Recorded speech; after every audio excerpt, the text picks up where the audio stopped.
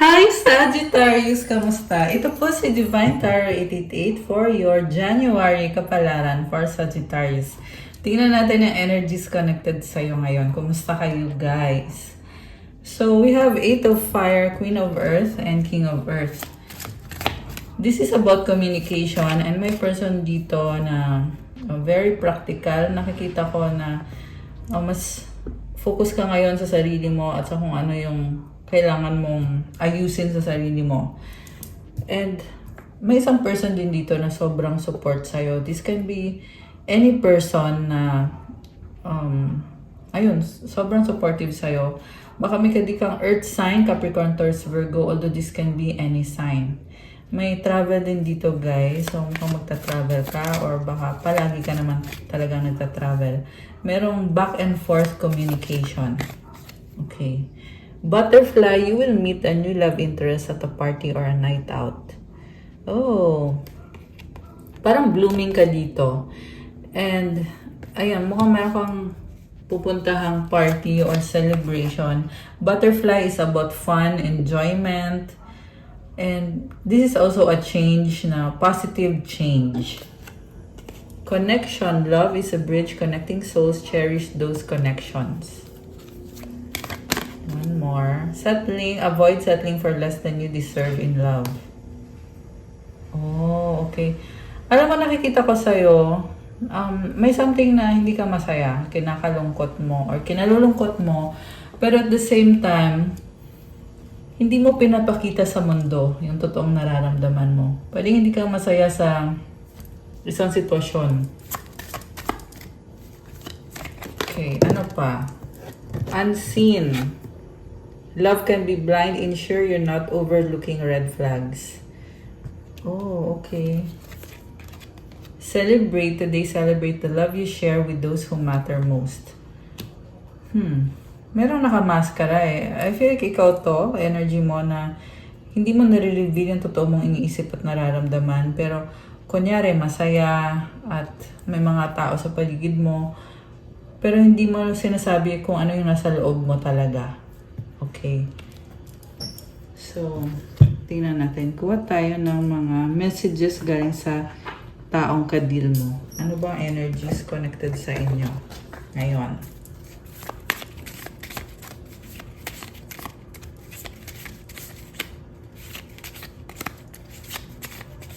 Parang walang messages. Okay. Hindi kasi no contact situation to. Hindi kayo nag-uusap. Kaya ganon. Thinking of you makes me smile. I have something to tell you. Okay. So, may gusto siya sa'yo at gusto kanyang makausap, may sasabihin siya sa'yo. I cannot move on from you. Think positive. Love me. I reread our old conversations. I want a fresh start. I'm tired fighting this battle. So may person dito na hindi pa nakaka-move on at binabalikan yung pag-uusap niyo kasi gusto niya magsimula ulit. Pagod na daw siya. Ayan. I'm struggling right now. And I love you. Oh my gosh. Grabe. So, yung struggle na nakikita ko dito, financial eh. And, anong nangyayari? Kuha tayo ng mga more messages, oracle messages. Anong nangyayari dito sa connection na ito? Oh my gosh, curse, hex, witchcraft, negative mind. Spying, social network information ways. So, mag-ingat kayo guys. Kasi merong nagsustok sa'yo at ano siya, negative siya. Naiinggit. Kasi nakita niyo yung ganda mo. Charming, graceful, kind-hearted, beauty. Okay, ano pa? Soulmates, deep love, unity, connection. Samantala may person dito na nakikita ka na as soulmate niya, na-appreciate niya yung ganda mo, nagsustok sa'yo at family, fertility, parenthood, pregnancy. There is attraction or siguro yung iba sa inyo may family na nga, kaya lumabas yan dito. One day, someday, somewhere, another time. So, ito naman, umaasa na magiging family kayo. Okay? Thinking, missing you, craving, desiring. Oh my gosh. So, may nakita kong other person dito na ito yung humahadlang na pumasok sa buhay mo itong person na ito. Kasi meron ditong nagkikrave sa kanya or merong temptation. Breaking point, limit, final straw, overwhelmed. Oh my gosh. Anong nangyayari? Tingnan natin. Elusive, dishonesty, deception, trickery, clinging, holding on, obsessing, spying. So, merong person dito na desperate na magkaroon ng reconnection sa inyo at very clingy, obsessive na energy na go-hold on sa'yo. So, itong elusive naman, ayun yung kailangan mong ingatan kasi magulo yung isip niya eh. Kaya hindi siya okay para sa'yo kasi kailangan muna niyang ayusin yung sarili niya. Okay, kaya din nagiging desperate sa'yo. Kasi gandang-ganda siya sa'yo. Kaya iniisip niya, anong gagawin niya para magkaroon ng kagaya mo sa buhay niya. Anong mensahe niya sa'yo? Tingnan natin. Anong mensahe nitong person na to kay Sag? Now is not the time. What's the point of it all? Grabe. Medyo bitter siya. We've been together for lifetimes. I wish you were next to me. I can't not right now. Okay. Paulit-ulit yung now is not the time. Hindi pa ito yung tamang panahon. Pero, alam niya na special itong connection na ito. You are the light at the end of my tunnel. Time will tell. Grabe, ang intense. Parang, talagang umaasa itong person na to na someday, ayan, time will tell, magkakaroon ng reconnection sa inyo. This can be a person from your past, as in sobrang tagal na kayong hindi nagkita or nag-usap, pero naiisip ka niya, naaalala ka niya. At alam din naman niya sa sarili niya na kahit siya, may pagmamahal pa siya sa'yo, pero hindi niya maibigay sa'yo kung ano yung tingin niya na deserve mo. I wish we could be together forever. Oh my gosh. Very romantic. Nakakaloka siya. Okay. So, gusto mong tingnan, ano pa ba? Anong intention niya? Anong nangyari sa past, sa present, at sa future? At lumabas tong isang card na to. Oh. Alam mo, hanggang ngayon, nag-iisip pa rin siya na bakit hindi kayo naging okay or hindi kayo nagkatuluyan. I wish you were mine. Ayan. Grabe. Comment kayo kung sino tong nasagap natin dito. Oh, ito pa. Oh. I've been fighting a battle I can't win. So, feeling niya wala siyang pag-asa sa'yo. Grabe. Soulmate mo tong taong to. Ayan, ito oh. Baka may kayong long hair or ikaw yung mahaba ang buhok. Okay. So, alisin ko muna to guys kasi kukuha tayo ng messages from the tarot cards. Okay. Ayan. So, ano nga ba nangyari dito sa connection na to?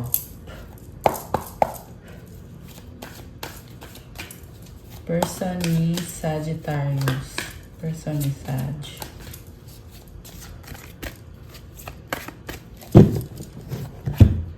Person ni Sag. Okay. Seven of Air. Oh, niloko ka niya.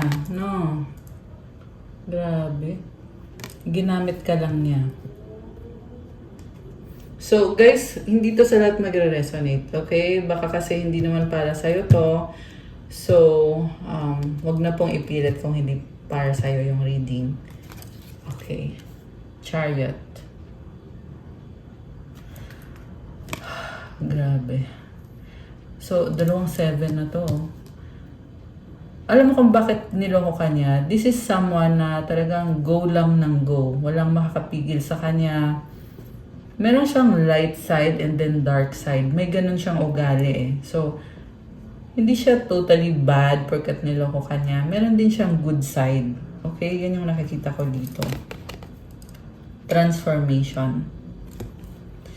Alam mo, sabi dito, may dahilan kung bakit nangyari ang mga nangyari. And it's to bring transformation sa kanya, sa'yo, sa sitwasyon ninyo, the world.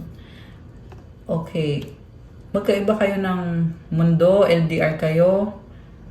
Kasi itong world card, it symbolizes na it's a whole new world para sa kanya eh. Ayan. So, siguro sa harap mo, okay siya, mabait siya, ganun. Pero pag talikod mo, iba na yung mundo niya.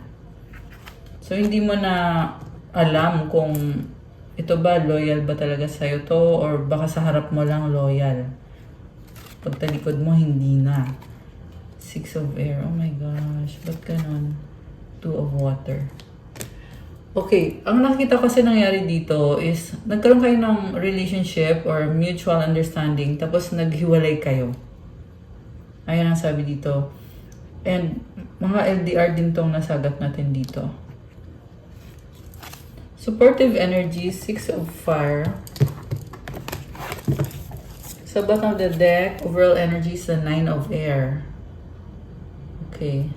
Alam mo, marami siyang stress sa buhay. Meron din kasi talagang person na kahit mahal mo siya, naunawaan mo siya, gusto mo siya, pero hindi nag-work out eh. Kasi may kailangan pa siyang ayusin sa sarili niya at hindi mo naman problema yon. Okay, so ito yung mga bagay na kailangan niyang pagdaanan mag-isa. Hindi mo siya kailangan tulungan. Tingin niya sa'yo, masyado ka pang bata, or baka tingin niya sa'yo medyo immature ka, or marami kang gustong marating sa buhay mo, kaya feeling niya hindi mo siya maaalagaan. Okay? Hindi naman sinasabi dito na talagang pinabayaan mo siya, pero ganun kasi yung tingin niya. So, the Emperor. Oh, wow. Alam mo, sabi dito, mahal ka naman niya talaga eh. May mga problems lang siya na kailangan niyang ayusin. Kaya mukhang yan yung dahilan kung bakit hindi nag-workout ngayon or sa past. 5 of fire. Sabi dito gusto niya mag-try ulit. Ayan, so nasa sa inyo na yan guys. Kung pagbibigyan nyo ba siya, kung gusto niyang bumalik ulit sa buhay mo. Kasi mukhang this is a kind of person na kahit hindi na kayo nag-usap or nagkita, bigla ka niyang naalala at nagpaplano siya eh. Meron siyang pinaplano na magiging okay pa kaya ulit tayo? Tatanggapin mo kaya ako? Magiging masaya kaya ako? Kung ikaw yung nakatuluyan ko or ikaw yung pinili ko? Okay. 9 of water, messenger of fire, and the Hierophant. Ooh, okay. Pwede tong committed na siya sa iba pero hindi siya fulfilled sa life niya kasi ikaw yung mahal niya. And ang nakikita ko din dito is hoping and wishing siya na mag-reconnect kayong dalawa, mag-usap kayo, kahit man lang mag-usap lang kayo. Eh, yun lang yung gusto niya. And with this Hierophant, this is someone na nagkaroon na siya ng maturity sa buhay niya. Baka meron kang kadil na Taurus, although this can be any sign. And kita mo angel siya oh. Ayan, may mga wings siya oh. So, natuto na siya sa buhay, nag-mature na siya. Yan ang sabi dito. And meron siyang mga tools. Wow naman, amazing. Pero nakakalungkot din ano. Na-feel ko yung lungkot nitong taong to. And I feel like sa times na mag-isa siya, ikaw yung naiisip at naaalala niya. Ayan. So, take it how it resonates, guys. Again, napaka-specific kasi ng message. Kaya hindi to sa lahat magre-resonate. Pero kung nag-resonate sa'yo, comment nyo dyan. So, 5 of air and the High Priestess. Nangihinayang siya. Ayan, oh. The High Priestess is someone na talagang iniisip ka niya pag mag-isa siya. Queen of Fire is here. Oh, wow. 7 of Fire, 4 of Fire. Wow naman. So, may posibilidad na magkaroon ng pag-uusap. And, yeah, kasi gusto ka niya eh. Pero yung feelings niya kasi sa'yo is, parang ito yung kind of person na feel niya sa sarili niya na hindi siya sapat para sa'yo, pero gusto ka niya. Ayan yung nakikita ko. Malakas ang fire sign, Aries, Leo, Sagittarius. Merong earth sign, nasabi ko na ba? Yeah, earth sign, Capricorn, Taurus, Virgo. Malakas ang water sign, Cancer, Pisces, Scorpio. Actually, lahat naman nandito. Meron din namang air sign, Gemini, Libra, Aquarius. So, kahit anong sign pwede. Malakas din ang Aries energy. So, ito yung last card, 10 of Earth. Sabi dito, kahit anong mangyari, andyan siya para sa'yo. Kung kailangan mo siya, mapagkakatiwalaan mo tong taong to. Sobra siyang supportive sa'yo at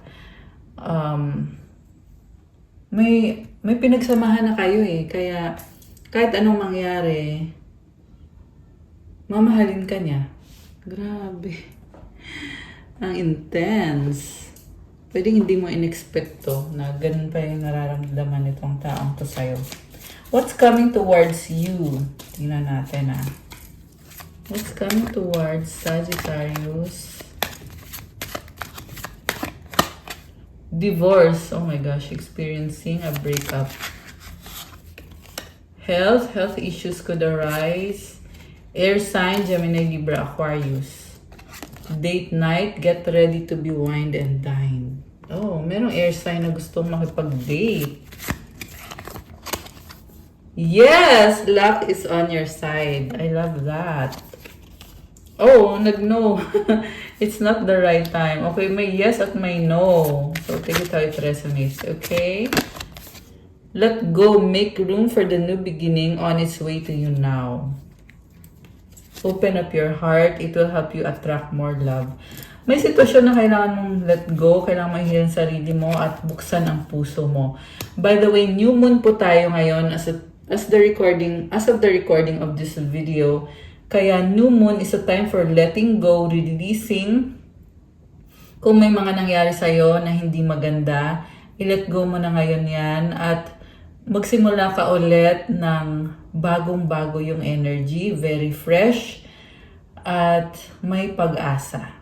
Okay? So, itong pain na pinagdaanan mo, let go mo na yan. You also need to heal yourself. Okay? Meron dito iba na nagsastruggle sa health or sa, pwede din yan physical health, pwede din yan sa mental health nyo na meron kayong problem or challenges ngayon. So, it's a good time to release, to let go, surrender the burden to God, and be optimistic sa bagong simula na ito. Ayan. So, kuha ko kayo ng mensahe galing sa angels at ng advice. Okay, from your angels. 1, 2, 3, 4, persistence. Keep going. You have completed a task that is in alignment with your soul's journey. The divine is letting you know that it sees you and that all your persistence is paying off. You are being acknowledged. Alam mo, sabi dito, kahit pagod ka na, kailangan mong magpatuloy kasi may progress ka na. So, kailangan mong lumaban, Sagittarius. Comment kayo dyan kung sa inyo nagre-resonate to. And tinutulungan ka ng divine. Andyan si God para sa'yo, binabackupan ka. Andyan yung mga angels mo. So, affirmation, to claim this beautiful energy, i-comment niyo yung affirmation. I take steps in order to stay in alignment with my soul's journey and I reap the rewards of my persistence. Alam mo yung sipag at tiyaga mo, talagang may reward yan. Kaya, magpatuloy ka lang, gawin mo kung anong kailangan mong gawin, yung mga steps na kailangan mong gawin, kasi it's your soul's journey. Okay? And, ito, 999, release sa bottom of the deck. Endings are new beginnings in disguise. An ending symbolizes the closure of one door and the opening of another. So, huwag kang mag-alala kung may nagsarang pintuan dahil meron ding nagbubukas. Dapat pagpasalamatan mo ito. Okay? Ayan, Sagittarius. The whisper is reminding you to release and allow. It's in the release where the magic happens. I-release mo lang daw, hayaan mo lang daw mangyari kung ano yung nangyayari. Kasi may blessing ito para sa'yo. Bagong simula, bagong pintuan na nagbubukas. Affirmation, doors open for me where others have closed, bringing transformation to my mind, body, and soul. Grabe. So, ayan.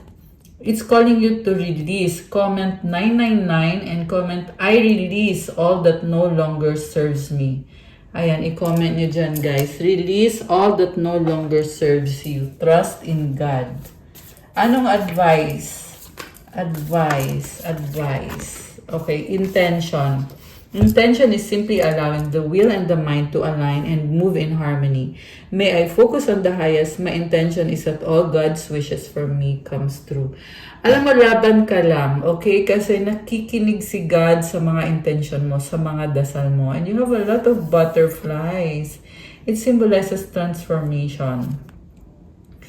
So, again, surrender to God. Kasi, siya lang yung makakapagsabi na magiging totoo na yung mga wish mo. Siya lang din ang makakapagbigay sa'yo nun, nung wish granted mo. Ayan. Okay, guys. Thank you, Sagittarius. This is your January Kapalaran. Please like, comment, subscribe, hit the notification bell. Kung kailangan nyo ng one-on-one session, pwede kayong magpa-private reading. Message nyo ako sa Viber or sa WhatsApp. Nasa description box po yung contact details. Meron po tayong New Year promo sa mga subscribers ko for the private reading. 20% kung kayo ay matagal ng subscriber, 15% kung bagong subscriber kayo. Message lang kayo sa Viber or sa WhatsApp para ma-avail yun. I-click nyo dyan sa description box. Dyan yung makikita yung contact details ko. Hanggang January 31, 2026 lang po. Thank you, Sagittarius. God bless you all. Stay safe. See you again soon. Love you guys. Bye!